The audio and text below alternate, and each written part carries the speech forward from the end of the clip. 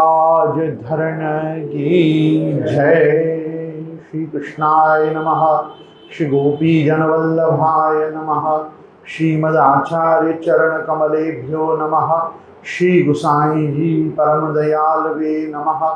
श्री गुरुभ्यो नमः। अथ मंगलाचरणम्। चिंता संतान हंतारो यत्पादाम्बुज रेणवः स्वीयानान्तान्निजाचार्यान् प्रणमामि मुहुर्मुहुः। यदनुग्रहतो जन्तुः सर्वदुःखातिगो भवेत् तमहं सर्वदा वन्दे श्रीमद्वल्लभनन्दनम्। अज्ञानतिमिरान्धस्य ज्ञानाञ्जनशलाकया चक्षुरुन्मीलितं येन तस्मै श्रीगुरवे नमः। नमामि हृदये शेषे लीलाक्षीराब्धिशायिनम्। लक्ष्मी सहस्रलीलाभिः सेव्यमानं कलानिधिं। चतुर्भिश्च चतुर्भिश्च चतुर्भिश्च त्रिभिस्तथा षड्भिर्विराजते योऽसौ पञ्चधा हृदये मम। श्री गोवर्धननाथ की जय। श्री कृष्णाय नमः। श्री गुरुभ्यो नमः। समस्त प्रियजन वाल्लभीयजन वैष्णवजन समस्त सनातन धर्मावलंबी आस्तिक जन भगवत भक्त गौ भक्त राष्ट्र भक्त फेसबुक लाइव एवं यूट्यूब पे भी हमारे साथ जुड़े हुए आप सभी सज्जन वर्ग, मैं गोस्वामी गोविंद राय आपका हमारे सत्संग सभा में, श्रावण सत्संग सभा में हरियाली अमावस्या के महापुण्य पर्व पे खूब खूब स्वागत करता हूँ। भगवत कृपा से दशम स्कंध का चिंतन श्री ठाकुर जी करा रहे हैं और साथ ही में अपन आज 10वें अध्याय की संपूर्ति की ओर पहुंच रहे हैं। 11वें अध्याय का प्रारंभ करने जा रहे हैं। कल भगवान ने नलकूबर और मणिग्रीव का उद्धार किया, यमलार्जुन के वृक्षों को जड़ों सहित उखाड़ दिया। उखल की एक चोट मात्र से भगवान ने प्रचंड शब्द करते हुए वृक्ष गिरे। वृक्ष में से दोनों कुबेर के पुत्र प्रकट हुए, नारद जी के श्राप से मुक्त हुए, भगवत सन्निधान को प्राप्त हुए। भगवान का दर्शन करते ही, क्योंकि उनको स्मृति आ गई कि हमको नारद जी ने कहा था कि एक समय आने पर भगवान के संस्पर्श से तुम्हारी मुक्ति होगी।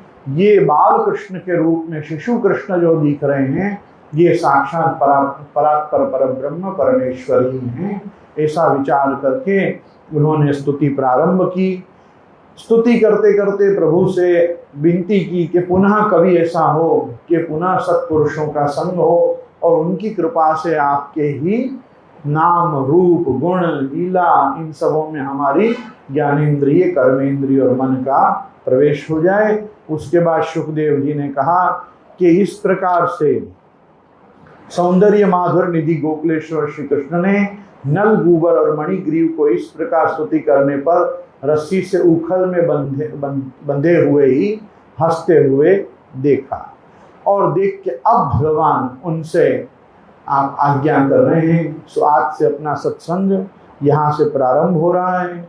श्री भगवान वाच ज्ञातम मम पुरैवैतदृषिणा करुणात्मना यश्रीमदान्धयोर्वारिर्भविर्भ्रंशोऽनुग्रह कृतः साधूनां समचित्तानां सुतरां मत्कृतात्मनां दर्शान्नान्नो भवेद बंधः पुंसोक्ष्णो सवितुर यथा। भगवान ने कहा, एक और श्लोक यहाँ प्रभु आज्ञा कर रहे हैं, तद गच्छतम मत परमौ नलकूबर साधनम संजातो मयि भावो वा मीप्सितः परमो भवः। श्री भगवान ने कहा, तुम लोग श्रीमद से अंधे हो रहे थे। मैं पहले से ही ये बात जानता था कि परम कारुणिक देवर्षि नारद ने शाप देकर तुम्हारा ऐश्वर्य नष्ट कर दिया तथा इस प्रकार तुम्हारे ऊपर कृपा की। जिनकी बुद्धि समदर्शी है और हृदय पूर्ण रूप से मेरे प्रति समर्पित है, उन साधु पुरुषों के दर्शन से बंधन होना ठीक वैसे ही संभव नहीं है जैसे सूर्योदय होने पर मनुष्य के नेत्रों के सामने अंधकार का होना। इसलिए हे नलकूबर और मणिग्रीव, तुम लोग मेरे परायण होकर अपने अपने घर जाओ। तुम लोगों को संसार चक्र से छुड़ाने वाले अन्य भक्ति भाव की जो तुम्हें अभिष्ट है प्राप्ति अवश्य हो जाएगी। प्रभु ने इनको अपनी भक्ति का दान कर और इनको अपने धाम पुनः भेज दिया। और यहाँ पे श्री सुखदेव जी उपसंहार करते हुए इस अध्याय का आप कह रहे हैं कि श्री शुकवाच इत्युक्तौ तौ परिक्रम्य प्रणम्य च पुनः पुनः बद्धोलूखल मामंत्र्य जगमतुर दिशमुत्तराम। श्री सुखदेव जी कहते हैं कि जब भगवान ने इस प्रकार कहा तब उन दोनों ने उनकी परिक्रमा की और बार बार प्रभु को प्रणाम किया। इसके बाद उखल में बंधे हुए सर्वेश्वर की आज्ञा प्राप्त करके उन लोगों ने उत्तर दिशा की यात्रा की।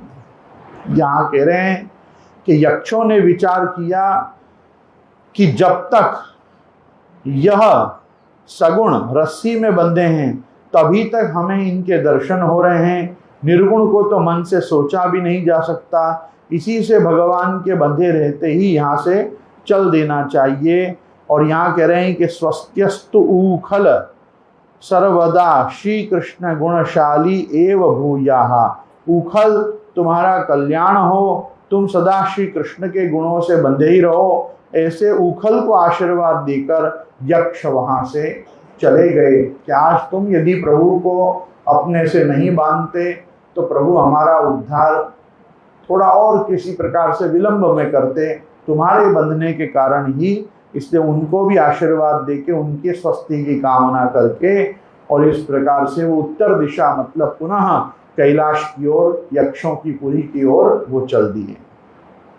यहाँ इति श्रीमद्भागवते महापुराणे पारमहंस्यां संहितायां दशम स्कंदे पूर्वार्धे नारद शापो नाम दशमोऽध्यायः।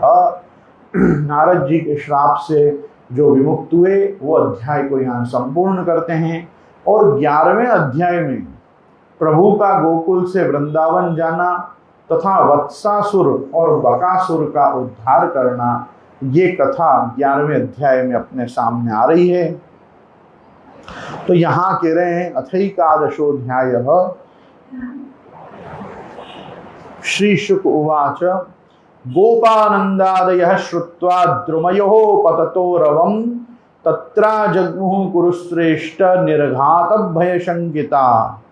श्री सुखदेव जी कहते हैं, परीक्षित, वृक्षों के गिरने से जो भयंकर शब्द हुआ था उसे नंद बाबा आदि गोपों ने भी सुना। उनके मन में यह शंका हुई कि कहीं बिजली तो नहीं गिरी। सब के सब भयभीत होकर वृक्षों के पास आ गए। भूम्यां निपतितौ तत्र ददृशुर्यमलार्जुनौ बभ्रमुस्तदविज्ञाय लक्ष्यम पतन कारणम। वहां पहुंचने पर उन लोगों ने देखा कि दोनों अर्जुन के वृक्ष गिरे हुए हैं। यद्यपि वृक्ष गिरने का कारण स्पष्ट था, वहीं उनके सामने ही रस्सी में बंधा हुआ बालक ऊखल खींच रहा था, परंतु वे समझ न सके कि यह किसका काम है। ऐसी आश्चर्यजनक दुर्घटना कैसे घट गई, यह सोचकर वे कातर हो गए और उनकी बुद्धि जो है वो भ्रमित हो गई। क्योंकि यहाँ सुखदेव जी कह रहे हैं कि ऊलूखलम विकर्षंता दामना बद्धम च बालकम कस्येदम कुत आश्चर्यामुत्पात इति कातराः बाला ऊचूरनेनेति तिर्यगतमुलूखलम विकर्षता मध्यगेना पुरुषावप्यचक्ष्महि। यहाँ कह रहे हैं कि वहां कुछ बालक खेल रहे थे। भाई ठाकुर जी की तरह नंदालय के आंगन में और भी बहुत से बालक खेल रहे थे। उन्होंने कहा, अरे इसी कन्हैया का तो काम है, ये दोनों वृक्षों के बीच में से होकर निकल रहा था, ऊकल तिरछा हो जाने पर दूसरी ओर से इसने खींचा और ये दोनों वृक्ष गिर पड़े। हमने तो इनमें से निकलते हुए 2 पुरुष भी देखे हैं, परंतु गोपों ने बालकों की यह बात नहीं मानी। वे कहने लगे, एक नन्हा सा बालक इतने बड़े वृक्षों को उखाड़ डाले, यह कभी संभव नहीं है। किसी के चित्त में कृष्ण के पहले की लीलाओं का स्मरण करके संदेह भी हो आया। कुछ गोप वहां ऐसे भी थे कि जिनको लगा कि हाँ शायद ये बात सच हो सकती है कि पहले भी ये पूतना को मार चुके हैं, ने शक्टासुर को उल्टा चुके हैं, ने तृणावर्त को मार चुके हैं, तो संभव है कि ऐसा कुछ इन्होंने ही किया हो। तो कह रहे हैं, नते तदुक्तम जगृहुर न घटेते तस्य तत् और बालस्योत्पाटनम तरवो केचित संदिग्ध चेतसः ऊलूखलम विकर्षंत दाम्ना बद्ध स्वमात्मजम विलोक्य नंदः सवदनो विमोचः प्रहसद वदनो विमोचः। यहाँ पे 6वें श्लोक में कह रहे हैं कि इस प्रकार प्रभु को नंद बाबा ने देखा कि उनका प्राणों से प्यारा बच्चा रस्सी से बंधा हुआ ऊखल घसीटता ही जा रहा है। वे हंसने लगे और जल्दी से जाकर उन्होंने रस्सी की गांठें खोल दी। नंद बाबा इसलिए हंसे कि कन्हैया कहीं यह सोचकर डर न जाए कि माँ ने बांधा तो पिता कहीं आकर पीटने तो न लगेंगे। माता ने बांधा और पिता ने छोड़ा। भगवान श्री कृष्ण की लीला से यह बात सिद्ध हुई कि उनके स्वरूप में बंधन और मुक्ति कल्पना करने वाले दूसरे ही हैं। वे स्वयं न कभी बद्ध होते हैं और न कभी मुक्त होते हैं। तो इस प्रकार से यहाँ सुखदेव जी कह रहे हैं कि गोपी भी स्तो नृत्य भगवान बालवत् क्वचित उद्गायति कचिन्मुग्धस्तद्वशो दारुयंत्रवत्। सर्वशक्तिमान भगवान कभी कभी गोपियों के फुसलाने से साधारण बालकों के समान नाचने लगते, कभी भोले भाले अनजान बालक की तरह गाने लगते। वे उनके हाथ की कठपुतली उनके सर्वथा अधीन हो गए थे। बिभर्ति कचिदाज्ञप्तः पीटकोन्मान पादुकम बाहुक्षेपम च कुरुते स्वानाम च प्रीतिमावहन। यहाँ कह रहे हैं कभी उनकी आज्ञा से पीढ़ा ले जाते तो कभी दूसरी आदि तोलने के बटखरे उठा लेते, कभी खड़ाऊ ले जाते, तो कभी अपने प्रेमी भक्तों को आनंदित करने के लिए पहलवानों की भांति ताल ठोकने लगते। दर्शयंस्तद्विदाम लोक आत्मनो भ्रश्यवश्यताम व्रजस्योवाह वै हर्षम भगवान बाल चेष्टितैः। इस प्रकार सर्वशक्तिमान भगवान अपनी बाल लीलाओं से व्रजवासियों को आनंदित करते और संसार में जो लोग उनके रहस्य को जानने वाले हैं उनको यह दिखलाते कि मैं अपने सेवकों के ही वश में हूँ। अब यहाँ कह रहे हैं कि कृणी ही भो फलानीति श्रुत्वा सत्वरमच्युतः फलार्थी धान्यमादाय ययौ सर्वफलप्रदा। एक दिन कोई फल बेचने वाली आकर पुकारने लगी, फल ले लो फल। यह सुनते ही समस्त कर्म और उपासनाओं के फल देने वाले भगवान अच्युत फल खरीदने के लिए अपनी छोटी सी अंजलि में अनाज लेकर दौड़ पड़े। फल विक्रीणी तस्य च्युतधान्यम करद्वयम फलैरपूरयद् रत्नैः फलभाण्डम अपुरी च। यहाँ पे कह रहे हैं कि उनकी अंजलि से अनाज तो रास्ते में ही बिखर गया, पर फल बेचने वाली उनके दोनों हाथ से फल भर दिए। इधर भगवान ने भी उसकी फल रखने वाली टोकरी अपने रत्नों से भर दी। सरितीर गतम कृष्णम भग्नार्जुन मथायवत् वयत रामम च रोहिणी देवी क्रीडंतिर बालकैर्भृशम। तदनंतर एक दिन यमलार्जुन वृक्ष को तोड़ने वाले श्री कृष्ण और बलराम बालकों के साथ खेलते खेलते यमुना तट पर चले गए और खेल ही में रम गए। तब रोहिणी देवी ने उन्हें पुकारा, ओ कृष्ण, ओ बलराम, जरा जल्दी आओ। और नोपे याताम यदाहूतौ क्रीड़ा संगेन पुत्रकौ यशोदाम प्रेषयामास रोहिणी पुत्र वत्सलाम। यहाँ कह रहे हैं परंतु रोहिणी के पुकारने पर भी वे आए नहीं, क्योंकि उनके मन में खेल लग गया था। जब बुलाने पर भी वे दोनों बालक नहीं आए, तब रोहिणी जी ने वात्सल्य स्नेहमयी यशोदा जी को भेजा। क्रीडंतम सासुतम बालै रतिबेलम सहाग्रजम यशोदा जो हवीत कृष्णम पुत्र स्नेह स्मृतस्तनी। श्री कृष्ण और बलराम ग्वाल बालों के साथ बहुत देर से खेल रहे थे।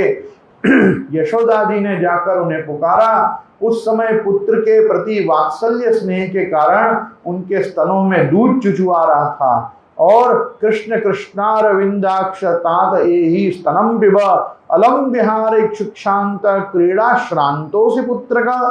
और फिर यहाँ कह रहे हैं, अरे जोर जोर से पुकारने लगी, मेरे प्यारे कन्हैया, अरे कृष्ण, अरे कमल नयन, अरे श्याम सुंदर, बेटा आओ, अपनी माँ का दूध पी लो, खेलते खेलते थक गए होगे, बेटा अब बस करो, देखो तो सही तुम भूख से दुबले हो रहे हो। ऐसे आज्ञा करके फिर बलराम जी को आवाज दी, हे रामागच्छताताशु सानुज कुल नंदना प्रातरेव कृताहारस्तद भवान भोक्तुमर्हसि।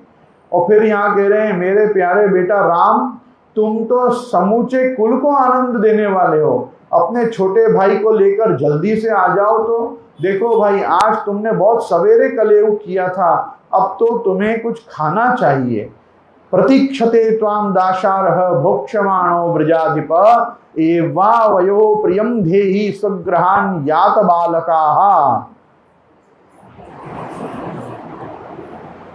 बेटा बलराम, ब्रजराज भोजन करने के लिए ही बैठ गए हैं, परंतु अभी तक तुम्हारी बाट देख रहे हैं। जाओ, अब हमें आनंदित करो, अब आओ, अब हमें आनंदित करो बालकों, अब तुम लोग भी अपने अपने घर जाओ। जनिका है कौन है?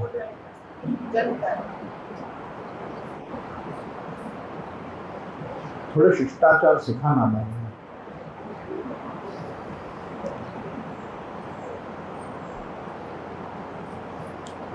तो इस प्रकार से 17वां श्लोक करके और फिर आप कह रहे हैं, धूली धूसरितांगस्त्वं पुत्र मज्जनमावह जन्मर्क्षमद्य भवमो भवतो विप्रेभ्यो देहिगा शुचिहि। बेटा देखो तो सही, तुम्हारा एक एक अंग धूल से लथपथ हो रहा है, आओ जल्दी से स्नान कर लो, आज तुम्हारा जन्म नक्षत्र है, पवित्र होकर ब्राह्मणों को गोदान करो। और पश्य पश्य वयस्यांस्ते मात्र मृष्टान स्वलंकृतान त्वं च स्नातः कृताहारो विहरस्व स्वलंकृतः। देखो देखो तुम्हारे साथियों को उनकी माताओं ने नहला धुलाकर नींद पहुंचकर कैसे सुंदर गहने पहना दिए हैं, अब तुम भी नहा धोकर खा पीकर पहन ओढ़कर तब खेलना। ये प्रकार से सुखदेव जी कह रहे हैं कि राजा परीक्षित, इत्थम यशोदा तमशेष शेखरम मत्वा सुतम स्नेह निबद्ध धीर्नप हस्ते गृहीत्वा सहरामच्युतम नीत्वा स्ववाटम कृतवत्यथोदयम। कह रहे हैं परीक्षित, माता यशोदा का संपूर्ण मन प्राण प्रेम बंधन से बंधा हुआ था। वे चराचर जगत के शिरोमणि भगवान को अपना पुत्र समझती और इस प्रकार कहकर एक हाथ से बलराम तथा दूसरे हाथ से कृष्ण को पकड़कर अपने घर ले आई। इसके बाद उन्होंने पुत्र के मंगल के लिए जो कुछ करना था वह बड़े प्रेम से उन्होंने किया। और यहाँ कह रहे हैं कि ये तो यशोदा जी ने कैसे प्रभु को अपने जन्मदिन पे वापस अच्छा स्नान आदि कराया, कैसे उनकी क्षुधा शांत की। और अब समझा रहे हैं कि गोप वृद्धा महोत्पाता ननु भूय बृहद्वने नंदादया समागम्य व्रज कार्यम अमंत्रयन। जब नंद बाबा आदि बड़े बूढ़े गोपों ने देखा कि महावन में तो बड़े बड़े उत्पात होने लगे हैं, महावन मतलब श्रीमद गोकुल, बृहद्वन और महावन प्राय गोकुल के अर्थ में होता है, यहाँ कह रहे हैं जब नंद बाबा आदि बड़े बूढ़े गोपों ने देखा कि महावन में तो बड़े बड़े उत्पात होने लगे हैं, तब वे लोग इकट्ठे होकर अब ब्रजवासियों को क्या करना चाहिए इस प्रकार विचार करने लगे। और विचार में क्या करने लगे तो कहा कि तत्रोपनंद नामा गोपो ज्ञान वयोधिकः देश कालार्थ तत्वज्ञ प्रियकृत रामकृष्णयो हो। उनमें से एक गोप का नाम था उपनंद। वे अवस्था में तो बड़े थे ही, ज्ञान में भी बड़े थे। उन्हें इस बात का पता था कि किस समय किस स्थान पर किस वस्तु से कैसा व्यवहार करना चाहिए। साथ ही वे यह भी चाहते थे कि राम और कृष्ण सुखी रहें, उन पर कोई विपत्ति ना आवे। इसलिए उन्होंने कहा, क्या कहा, उत्थातव्यम मितोस्माभिर गोकुलस्य हितैषिभिः आयान्त्यत्र महोत्पाता बालानां नाश हेतवः। और मुक्ता कथंचिद राक्षस्या बालज्ञा बालको यसौ हरेरनुग्रहान्नूनं मनश्चोपरि नापतत। यहाँ पे कह रहे हैं भाइयों, अब यहाँ ऐसे बड़े बड़े उत्पात होने लगे हैं जो बच्चों के लिए तो बहुत ही अनिष्टकारी हैं। इसलिए यदि हम लोग गोकुल और गोकुल वासियों का भला चाहते हैं तो हमें यहाँ से अपना डेरा डंडा उठाकर कूच कर देना चाहिए। देखो ये सामने बैठा हुआ नंद राय का लड़का सबसे पहले तो बच्चों के लिए काल स्वरूपिणी हत्यारी पूतना के चंगल से किस प्रकार छूटा। इसके बाद भगवान की दूसरी कृपा हुई कि इसके ऊपर इतना बड़ा छकड़ा गिरते गिरते ये छकड़े से भी बच गया।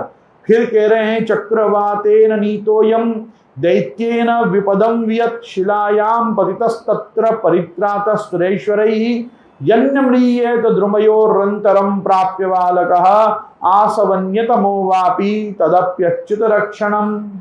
फिर ये कह रहे हैं देखो बवंडर रूपधारी दैत्य ने तो इसे आकाश में ले जाकर बड़ी भारी विपत्ति मृत्यु के मुख में ही डाल दिया था, तृणावर्त की कह रहे हैं।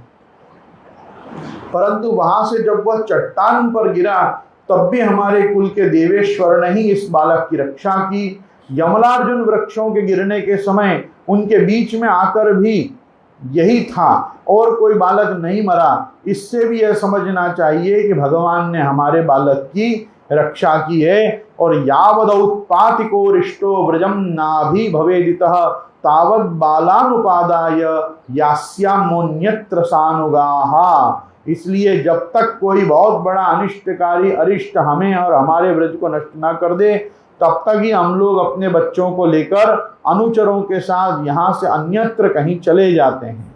तो कहाँ चले जाते हैं भाई, तो ये बता रहे हैं वनम वृंदावनम नामा पशव्यम नवकाननम गोप गोपी गवाम सेव्यम पुण्याद्रि तृणुवीरुधम। और तत्रात्यज्य यास्यामा शकटान युक्तमाचिरम गोधनान्यग्रतो यान्तु भवताम यदि रोचते। ये कह रहे हैं कि वृंदावन नाम का एक वन है, उसमें छोटे छोटे और भी बहुत से नए नए हरे हरे वन हैं। वहाँ बड़ा पवित्र पर्वत गोवर्धन है, घास और हरी भरी लता वनस्पतियाँ हैं। हमारे पशुओं के लिए तो वो बहुत ही हितकारी है। गोप गोपी गायों के लिए वह केवल सुविधा का ही नहीं सेवन करने योग्य स्थान है। सो यदि तुम लोगों को यह बात उचित लगती हो तो आज ही हम लोग यहाँ से कूच कर दें, देर न करें, गाड़ी छकड़ा जोतें और पहले गायों को जो हमारी एकमात्र संपत्ति है आगे कर कर वहाँ भेज दें। इसके साथ कह रहे हैं तत्श्रुत्वैक धियो गोपः साधु साध्वितिवादिनः। उपनंद की बात को सुनकर सभी गोपों ने एक स्वर से कहा, हाँ तुम ठीक कह रहे हो, तुम ठीक कह रहे हो। इस विषय में किसी का भी विरोध नहीं था, मतभेद नहीं था। और व्रजान स्वान स्वान समायुज्य ययुरूढ़ परिच्छदः, सब लोगों ने अपनी झुंड की झुंड गायें इकट्ठी की और छकड़ों पर सब सामग्री धरकर लाद कर वृंदावन की ओर यात्रा प्रारंभ कर दी। कह रहे हैं कि वृद्धान बालान स्त्रियो राजन सर्वोपकरणानि च अन्नस्वारोप्य गोपाला यत्ता आत्तशरासनाः गोधनानि पुरस्कृत्य शृंगान्या पूर्व सर्वतः तूर्य घोषेण महता ययु सह पुरोत्थिताः। परीक्षित, ग्वालों ने बूढ़ों, बच्चों, स्त्रियों और सब सामग्रियों को छकड़े पर चढ़ा दिया और स्वयं उनके पीछे पीछे धनुष बाण लेकर बड़ी सावधानी से चलने लगे। उन्होंने गौ और बछड़ों को तो सबसे आगे कर ही लिया और उनके पीछे पीछे सिंगी और तुरही जोर जोर से बजाते हुए चले। उनके साथ ही पुरोहित लोग भी चल रहे थे। उसमें क्या होता है, ये लोग इतने बाजे बजाते हुए इसलिए चलते हैं ताकि वनों में से हिंसक पशु निकल के गायों के ऊपर न झपटें। तो जब खूब ढोल नगाड़े पीटते हुए जाते हैं तो हिंसक पशु जहाँ होते हैं वहीं छुप के बैठ जाते हैं, गायों के झुंड पे कूदते नहीं हैं। कह रहे हैं कि गोपियां अपने अपने वक्षस्थल पर नई केसर लगाकर, सुंदर सुंदर वस्त्र पहनकर, गले में सोने के हार धारण किए हुए रथों पर सवार हो गई और बड़े आनंद से भगवान श्री कृष्ण की लीलाओं का गीत गाती हुई आगे आगे जाती रहीं। तथा यशोदा रोहिण्या वेकम शकटमास्थिते रेजतु कृष्ण रामाभ्याम तत्कथा श्रवणोत्सुके। यशोदा रानी और रोहिणी जी भी वैसे ही सज धज कर अपने प्यारे पुत्र श्री कृष्ण तथा बलराम के साथ एक छकड़े पर शोभायमान हो रही थीं।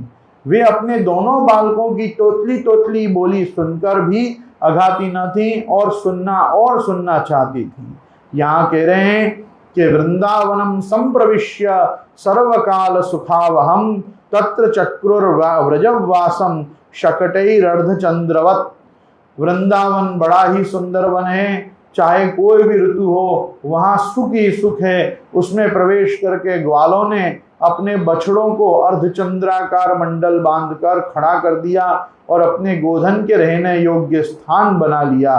परीक्षित, ये कह रहे हैं वृंदावनम गोवर्धनम यमुना पुलिनानि च वीक्ष्यासीद उत्तमा प्रीति राम माधयो नृपः। परीक्षित, वृंदावन का हरा भरा वन, अत्यंत मनोहर गोवर्धन पर्वत और यमुना नदी के सुंदर सुंदर पुलिनों को देखकर भगवान श्री कृष्ण और बलराम जी के हृदय में उत्तम प्रीति का उदय हुआ।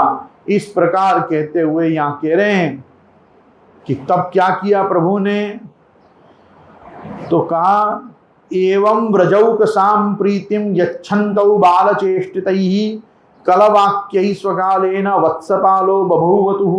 राम और श्याम दोनों ही अपनी तोतली बोली और अत्यंत मधुर बालोचित लीलाओं से गोकुल की ही तरह वृंदावन में भी ब्रजवासियों को आनंद देते रहे। थोड़े ही दिनों में समय आने पर वे बछड़े चराने लगे। अभी दूरे व्रजभुव सह गोपाल दारकैः चारयामासतुर्वत्सान नाना क्रीड़ा परिच्छदौ। दूसरे ग्वाल बालों के साथ खेलने के लिए बहुत सी सामग्री लेकर वे घर से निकल पड़ते और गोष्ठ अर्थात गायों के रहने के स्थान के पास ही अपने बछड़ों को भी चढ़ाते और कचिद वादयतो वेणुं क्षेपणैः क्षिपतः क्वचित पादैः किंकिणीभिः कुचित कृत्रिम गोवृषैः। श्याम और राम कहीं बांसुरी बजा रहे हैं तो कहीं गुलेल या ढेलवास से ढेले या गोलियां फेंक रहे हैं, किसी समय अपने पैरों के घुंघरू की तान छेड़ रहे हैं, कहीं बनावटी गाय और बैल बनकर और खेल रहे हैं। तो इस प्रकार से वो खेलते रहे और खेलते खेलते क्या हुआ, तो कि वृषायमाणौ नर्दन्तौ युयुधाते परस्परम अनुकृत्य ऋतेर्जंतुश्चेरतु प्राकृतौ यथा। और एक और देखिए तो सांड बनकर हाँकते हुए आपस में ही लड़ रहे हैं, तो दूसरी ओर कभी मोर बन रहे हैं, कभी कोयल की तरह बोल रहे हैं, कभी बंदर की तरह हरकतें कर रहे हैं, आदि पशु पक्षियों की बोलियां निकाल रहे हैं। परीक्षित, इस प्रकार सर्वशक्तिमान भगवान साधारण बालकों के समान खेलते रहते थे। तो ये खेलते खेलते कदाचित यमुना तीरे वत्सांश्चारयतो स्वकैः वयस्यैः कृष्ण बलयोर जिघांसुर दैत्य आगमत। एक दिन की बात है, श्याम और बलराम अपनी प्रेमी सखा ग्वाल बालों के साथ यमुना तट पर बछड़े चरा रहे थे। उसी समय उन्हें मारने की नियत से एक दैत्य वहां आ गया। तम वत्सरूपिणं वीक्ष्य वत्सयूथगतं हरिः दर्शयन् बलदेवाय शनैर्मुग्धं निवासदत्। और भगवान ने देखा कि यह बनावटी बछड़े का रूप धारण कर कर बछड़ों के झुंड में मिल गया है। वे आंखों के इशारे से बलराम जी को दिखाते हुए धीरे धीरे उसके पास पहुंच गए। उस समय ऐसा जान पड़ता था मानो वे दैत्य को तो पहचानते ही नहीं, उस हट्टे खट्टे सुंदर बछड़े पर मुग्ध होकर उसके पास आ गए। ऐसा भगवान स्वांग करने लगे, ढोंग करने लगे। बाकी बलराम जी को तो वो आंखों से बता चुके थे कि ये बछड़ा नहीं है। और कह रहे हैं कि ग्रहीत्वा पर पादाभ्याम सहलांगूलमच्युतः भ्रामयित्वा कपित्थाग्रे प्राहिणो गज जीवितुम स कपित्तिर्महाकाय पात्यमानै पपातः। और फिर कह रहे हैं कि भगवान कृष्ण ने पूंछ के साथ उसके दोनों पिछले पैर पकड़कर आकाश में घुमाया और मर जाने पर कैत के वृक्ष पर पटक दिया। उसका लंबा तगड़ा दैत्य शरीर बहुत से कैत के वृक्षों को गिराकर स्वयं भी गिर पड़ा। तम वीक्ष विस्मिता बालः शशंसुः साधु साध्विति देवाश्च परिसंतुष्टा बभूवुः पुष्पवर्षिणः। यह देखकर ग्वाल बालों के आश्चर्य की सीमा नहीं रही, वाह वाह करके प्यारे कन्हैया की प्रशंसा करने लगे। देवता भी बड़े आनंद से फूलों की वर्षा करने लगे। और यहाँ कह रहे परीक्षित, तौ वत्सपालकौ भूत्वा सर्वलोकैकपालकौ सप्रातराशनौ गोवत्सांश्चारयन्तौ विचेरतु स्वं स्वं वत्सकुलं सर्वे पायिष्यन्त एकदा गत्वा जलाशयाभ्यासां पायित्वा बपुरजलम्। परीक्षित, जो सारे लोगों के एकमात्र रक्षक हैं, वे ही श्याम और बलराम अब वत्सपाल बछड़ों के चरवाहे बन गए हैं। वे तड़के ही उठकर कलेवे की सामग्री ले लेते हैं और बछड़ों को चराते हुए एक वन से दूसरे वन घूमा करते हैं। और फिर जब घूमा करते हैं तो क्या होता है कि एक दिन की बात है, सब ग्वाल बालों को अपने झुंड के झुंड बछड़ों को पानी पिलाने के लिए जलाशय के तट पर ले गए। उन्होंने पहले बछड़ों को जल पिलाया और फिर स्वयं भी प्रभु ने जल पान किया। और ते तत्र ददृशुर्बाला महासत्वम अवस्थितम तत्र सुरव्रज निर्भिन्नम गिरेशिंगमिवच्युतम सवै बको नाम महानसुरो वकरूपधक।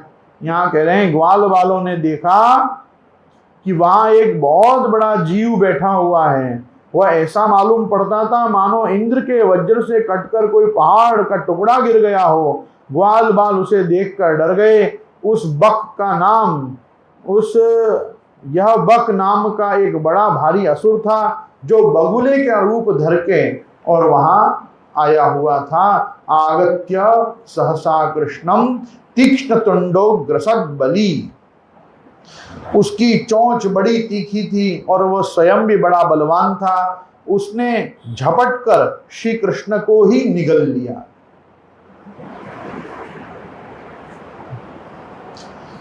ये दैत्य ने भगवान को पूरा निगल लिया। और कृष्णम महावक्रग्रस्तम दृष्ट्वा रामदयोर्भकाः बभूवुरिन्द्रियाणि व विना प्राणम विचेतसः। और जब बलराम आदि बालकों ने देखा कि यह बड़ा भारी बगुला श्री कृष्ण को निगल गया, तब उनकी वह गति हुई जो प्राण निकल जाने पर इंद्रियों की होती है। वे सब ये देखकर अचेत हो गए। ओम तम तालमूलम प्रदहंतमग्निवद गोपाल सूनम पितरम जगद्गुरो चक्षर्द सद्योतिरुषाक्षतम बक तुंडेन हंतुम पुनरभ्यपद्यत। यहाँ कह रहे हैं परीक्षित, श्री कृष्ण तो लोक पितामह ब्रह्मा के भी पिता हैं। वे लीला से ही गोपाल बालक बने हुए हैं। जब वे बगुले के तालुका के नीचे पहुंच गए तब वे आग के समान उसके तालू को जलाने लगे। अतः उस दैत्य ने श्री कृष्ण के शरीर पर बिना किसी प्रकार का घाव किए ही झटपट उन्हें उगल दिया और फिर बड़े क्रोध से अपनी कठोर चोंच से उन पर चोट करने के लिए टूट पड़ा। तमापतंतम सनिगृह्य तुंडयोर दोर्भ्याम बकम कंसमखम सतांपति पश्यत्सु बालेषु ददार लीलया मुदा बहो वीरणवद्दिवौकसाम।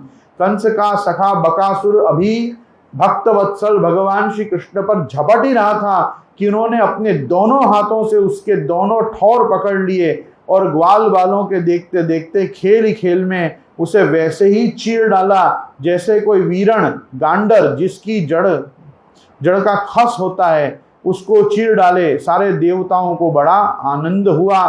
तदा बकारिम सरलोकवासिनः समाकिरम नंदन मल्लिकादिभि समीडिरे चानक शंख संस्तवैर तदवीक्ष गोपाल सुता विस्मिरे। सभी देवता भगवान श्री कृष्ण पर नंदन वन के बेला चमेली आदि के फूल बरसाने लगे, नगाड़े शंख आदि बजाकर स्तोत्रों के द्वारा प्रसन्न करने लगे। यह सब देखकर सबके सब ग्वाल बाल आश्चर्यचकित हो गए कि ये सब फूल कहाँ से बरस रहे हैं और कौन प्रभु की स्तुति कर रहा है। मुक्तम बकास्यादुपलभ्य बालका रामादयः प्राणमिवेन्द्रियो गणः स्थानागतं तं परिरभ्य निर्वृतः प्रणीय वत्सान व्रजमेत्य तज्जगुहु। यहाँ कह रहे हैं कि जब बलराम आदि बालकों ने देखा कि श्री कृष्ण बगुले के मुंह से निकलकर हमारे पास आ गए हैं, तब उन्हें ऐसा आनंद हुआ मानो प्राणों के संचार से इंद्रियां सचेत और आनंदित हो गई हों। सबने भगवान को अलग अलग गले लगाया। इसके बाद अपने अपने बछड़े हाँक कर सब ब्रज में आए और वहां उन्होंने घर के सारे लोगों से यह सारी घटना कह सुनाई। यहाँ पे कह रहे हैं कि श्रुत्वा तद विस्मिता गोपा गोप्याश्चाति प्रियाद्रताः और प्रीत्यागतमिवोत्सुक्या दैक्षन्त तृषिते क्षणाः। परीक्षित, बकासुर के वध की घटना सुनकर सबके सब गोप गोपी आश्चर्यचकित हो गए। उन्होंने ऐसा जान पड़ा जैसे कन्हैया साक्षात मृत्यु के मुख से ही लौटे हों। वे बड़ी उत्सुकता प्रेम आदर से श्री कृष्ण को निहारने लगे। उनके नेत्रों की प्यास बढ़ती जाती थी, किसी प्रकार उन्हें तृप्ति नहीं हो रही थी। अहो बतास्य बालस्य बहवो मृत्यो भवन अप्यासीद विप्रियम तेषाम कृतम पूर्वम यतो भयम। वे आपस में कहने लगे, हाय हाय, ये कितने आश्चर्य की बात है। इस बालक को कई बार मृत्यु के मुख में जाना पड़ता है, परंतु जिन्होंने इसका अनिष्ट करना चाहा उन्हीं का अनिष्ट हुआ है, क्योंकि उन्होंने पहले से ही दूसरों का अनिष्ट किया था। ये कहने के बाद कह रहे हैं, अथाप्यभिभवन्त्येनं नैव ते घोरदर्शनाः जिगांसयैनमासाद्य नश्यन्त्यग्नौ पतंगवत्। अहो ब्रह्मविदां वाचो नासत्या सन्ति कर्हिचित् गर्गो यदाह भगवान नन्वाभि तथैव तत्। यहाँ कह रहे हैं कि यह सब होने पर भी वे भयंकर असुर इसका कुछ नहीं बिगाड़ पाते। आते हैं इसे मार डालने की नियत से, किंतु आग पर गिरकर पतंगों की तरह उल्टे वे स्वयं ही स्वाहा हो जाते हैं। सच है, ब्रह्मवेत्ता महात्माओं के वचन कभी झूठे नहीं होते। देखो ना, महात्मा गर्गाचार्य ने जितनी बातें कही थी वे सब की सब 16 आने ठीक उतर रही है। नंद बाबा आदि गण इसी प्रकार बड़े आनंद से अपने और श्याम राम की बातें किया करते। वे उन्हें इतने तन्मय रहते कि संसार के दुख संकटों का कुछ भी पता नहीं चला। इति निंदादयो गोपहा कृष्ण राम कथाम मुदा कुर्वन्तो रममाणाश्च नाविदन् भव वेदनाम एवं विहारै कौमारैहि कौमारं जहतुर्व्रजे निलयानै सेतुबंधेर मर्कटोप्लवनादिभिः। इस प्रकार श्याम और बलराम ग्वाल बालों के साथ कभी आंख मिचौनी खेलते तो कभी पुल बांधते, कभी बंदरों की भांति उछलते कूदते तो कभी कोई विचित्र खेल करते। इस प्रकार बालोचित खेलों से दोनों ने ब्रज में अपनी बाल्यावस्था व्यतीत कर दी। इति श्रीमद्भागवते महापुराणे पारमहंस्यां संहितायां दशमस्कंदे पूर्वार्धे वत्सबकवधो नाम 11 श्री गिरिराज धरण की जय।